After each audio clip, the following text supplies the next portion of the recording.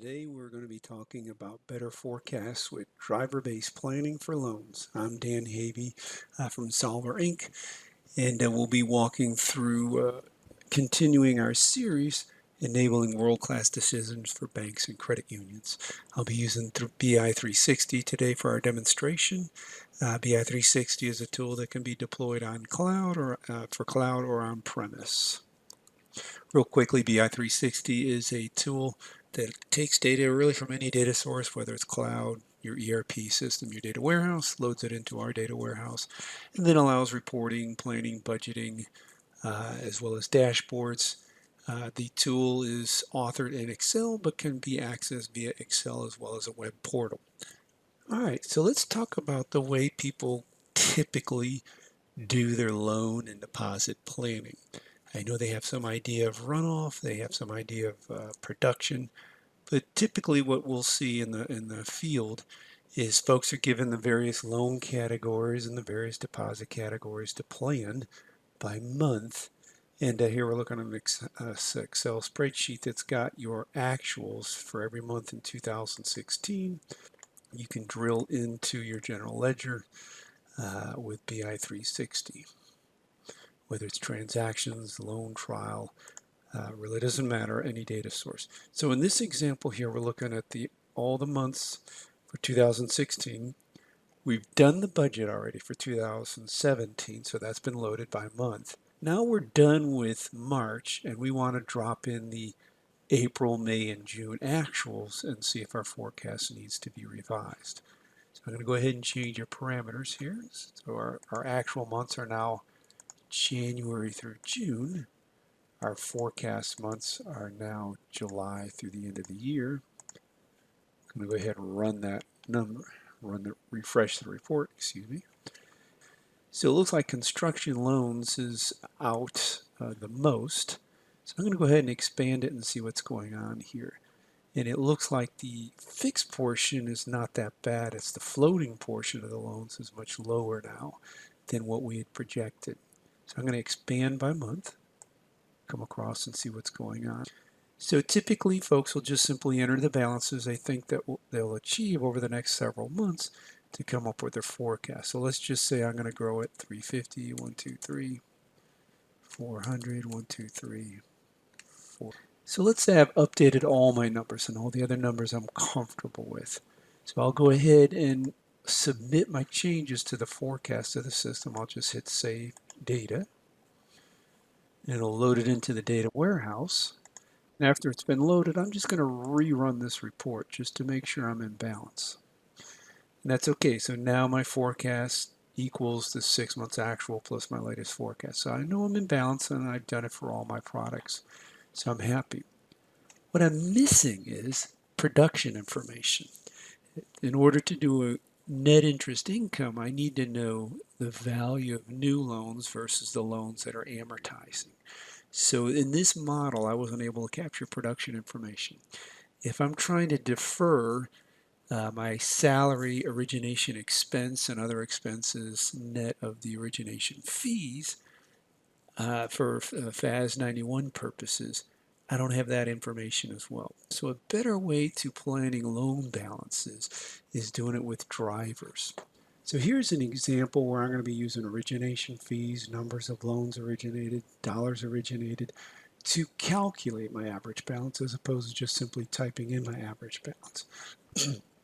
So I'm going to go ahead and update my months. So I'm going to go from January to June once again to capture those 3 new additional months of actuals. I'm going to capture July through December for my forecast. Rerun this template.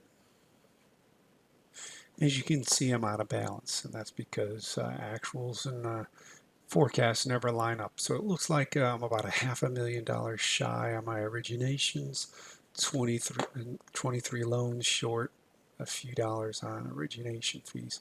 So let's open up and see what's going on here.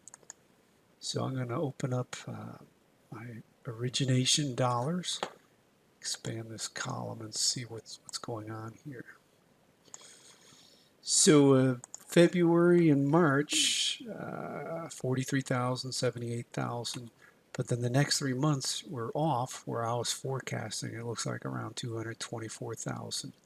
So obviously my forecast is way too high as far as originations. Same case as far as number of loans originated, 7, 6, and 5, where I'm looking to originate 14. This loan production, I really need to ramp up. And let's just say I'm going to average about $10,000 a commercial loan. So I'll go ahead and start with the dollar amounts. Let's just say I'm going to get it to 80,000, 1, 2, 3. The next month, 100,000. Next month, 120, 1, 2, 3. The next month, really jump it up next month. And let's say I'm getting close now to where I want to be. Maybe I had a vacancy and I hired a new lender, and I'm finally going to get back to where I need to be. So as far as numbers of loans, 8, 10, 12, 18, 22, and 22. All right, so now I've captured the number of loan originations. I've captured the dollar amount. And notice it's auto-adjusted my loan balances, whereas before, this was based on the previous forecast, 4,000,001, 4,000,002, 4,000,002. I know I'm lower because I was way off in production, and I'm still going to be lower, but at least I'm getting these balances turned around. It's not continually dropping. It's actually going to start to rise, and once I can keep producing 225,000, hopefully my loans will grow at a pace I like. So I'm going to go once again, save my data. So hit save data. Rerun my report, make sure everything's been captured.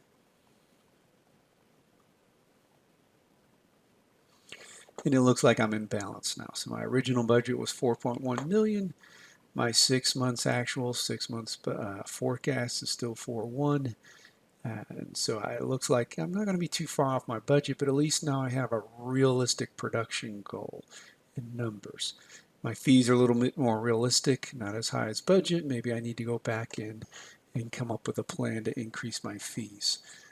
So I've used drivers. You'll notice I didn't type in the balances at all to come up with my balances, but at least now I know the work that's needed in terms of production. So that's first benefit is I have a much better feel for the work, the amount of loan originations I need to do to generate those balances.